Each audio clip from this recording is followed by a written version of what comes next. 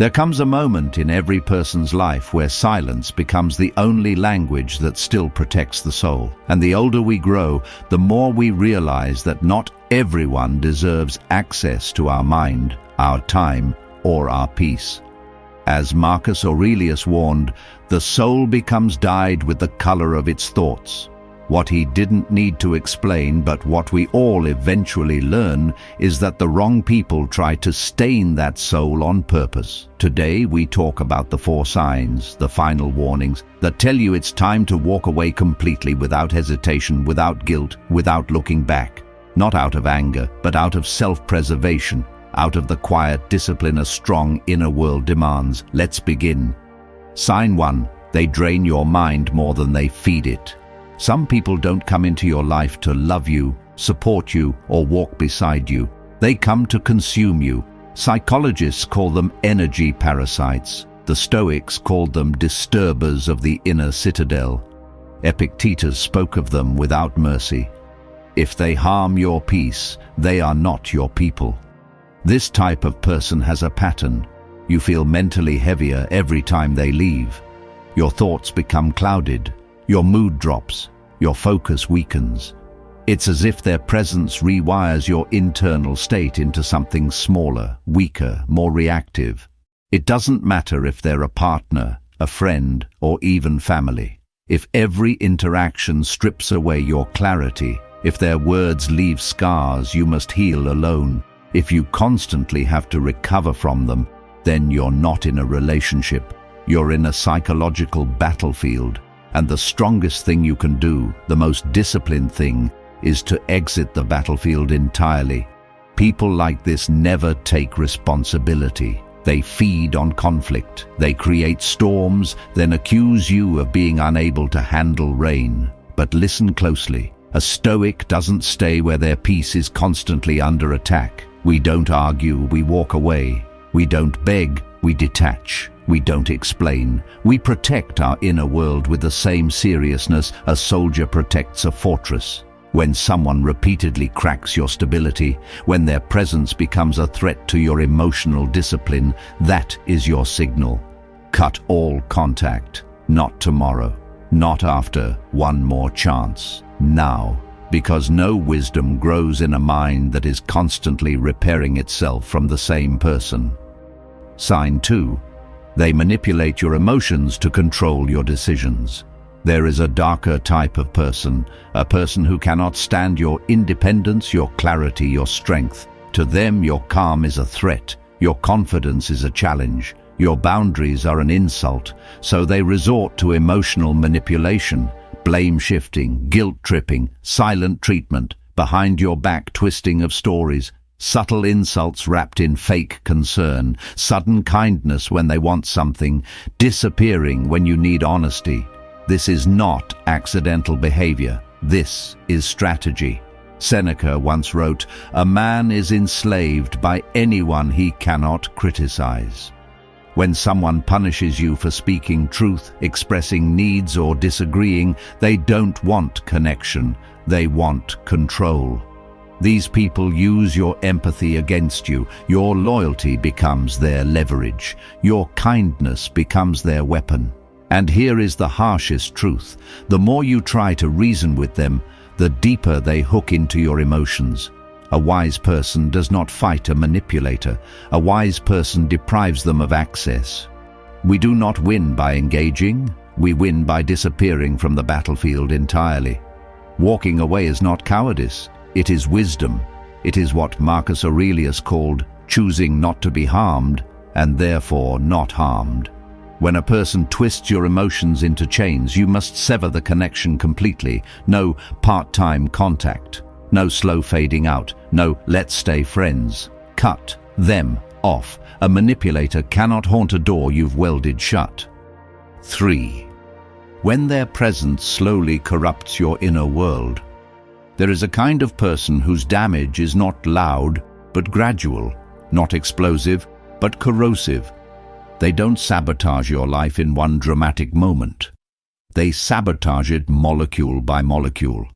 And the worst part is that we often don't notice the decay until we feel our inner world collapsing under its own weight. This is the kind of person Marcus Aurelius warned us about when he wrote, "The soul becomes dyed with the color of its thoughts." Because if someone constantly introduces chaos into your thoughts, then little by little they dye your soul in the color of their dysfunction. This is the moment we must cut contact, not out of hatred, not out of revenge, but out of preservation. Stoic researcher Donald Robertson writes that one of the greatest forms of self-control is the ability to guard the impressions we allow into our mind. Meaning, the people we allow into our lives are not neutral. They are either strengthening our moral character or eroding it. And the most dangerous person is not the one who insults you openly. It's the one who subtly rewires your inner compass. It begins quietly. One day you speak less freely because you fear their reaction. Another day you suppress your joy because they mock what makes you shine. Soon you're walking on psychological glass, fearing that any step, any word, any mood will ignite their instability. At first you excuse them. You rationalize their bitterness. You tell yourself they're going through something, that you're being understanding, that it's not that bad.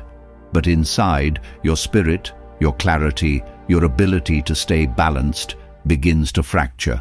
Epictetus once warned, "If you are not careful, you will become the companion of a wolf."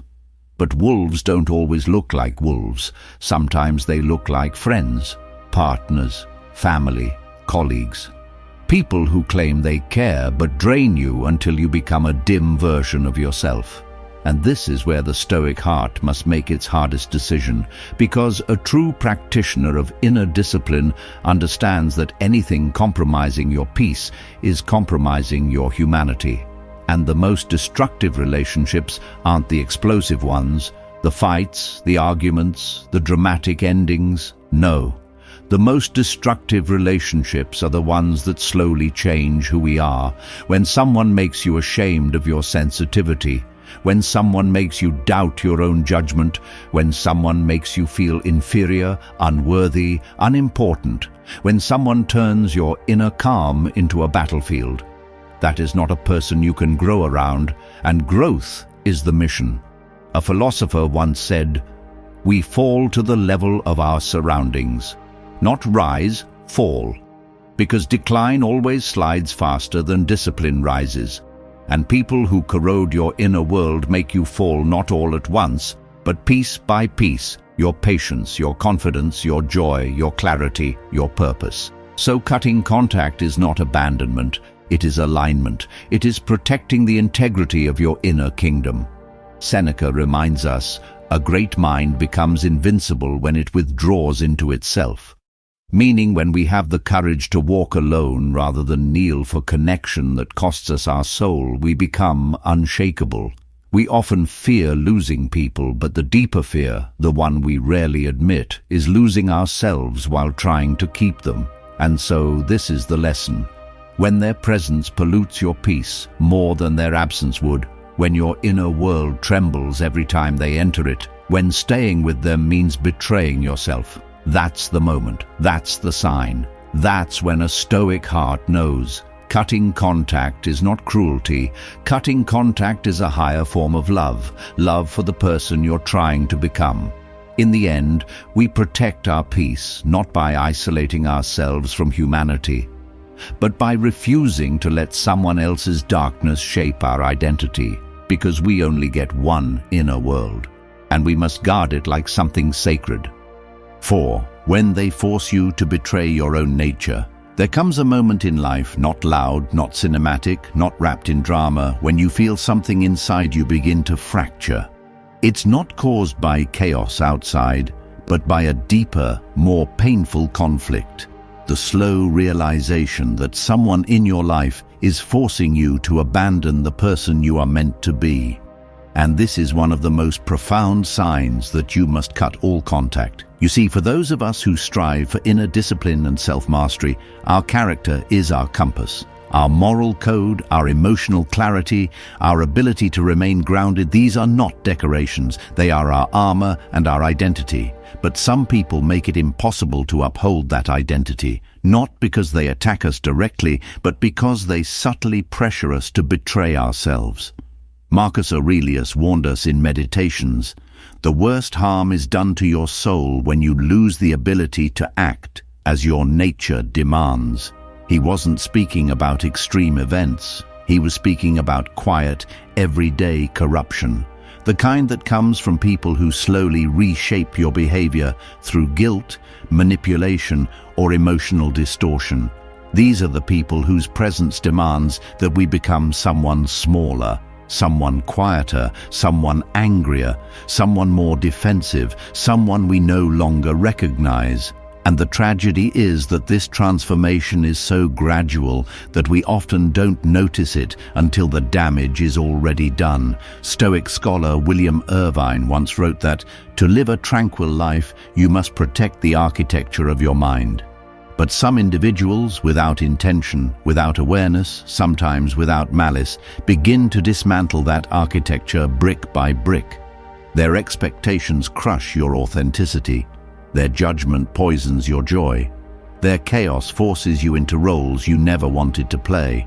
Their instability makes you reactive instead of intentional. And over time, you become a version of yourself that is unsteady, defensive, frustrated, or even numb. This is the internal alarm a Stoic never ignores, because a true practitioner of self-mastery understands that the most important battlefield is the one inside. When someone's influence forces you to act against your principles, when their presence pulls you away from your deepest values, your soul begins to experience a kind of moral suffocation. Epictetus said, "When you give up your integrity, what do you have left to defend?" And that is the core. That is the moment of truth. Because every relationship, every connection, every bond in our lives has one hidden question woven into it. Who must I become in order to stay connected to you? If the answer requires you to swallow your truth, if the answer demands you silence your voice, if the answer forces you into guilt, fear, emotional volatility, or a life of constant apologizing, then you're not in a relationship. You're in a psychological cage. People speak often of toxic behavior, manipulation, gaslighting, emotional instability. But the darkest damage is not in the behavior itself. It's in the version of you that behavior forces into existence. And this is where the philosophical heart must rise. Not in anger, not in resentment, not in the desire to punish, but in defense of something far more sacred, your natural character. Because your nature, your groundedness, your clarity, your self-control is not something accidental. It is the product of every struggle you've endured, every battle you fought, every wound you've healed. It is the heritage of your pain and the reward of your discipline. To betray it for the comfort of companionship is the greatest loss. Seneca once wrote, "Associate with those who lift you higher. Withdraw from those who make you fall." But falling is seldom sudden. It is incremental. It happens in small compromises, tiny concessions, what psychotherapists call micro-betrayals of the self. One day you pretend to be okay with something that hurt you deeply. Another day you laugh when you wanted to speak. Then another day you apologize for something that wasn't your fault, just to keep the peace. And piece by piece, your integrity erodes. This is how the self dies, not with thunder, but with whispers. And so, when someone forces you to contort yourself into a shape that does not reflect your nature, when being near them demands emotional performances instead of emotional truth, that is the moment a Stoic knows the path forward.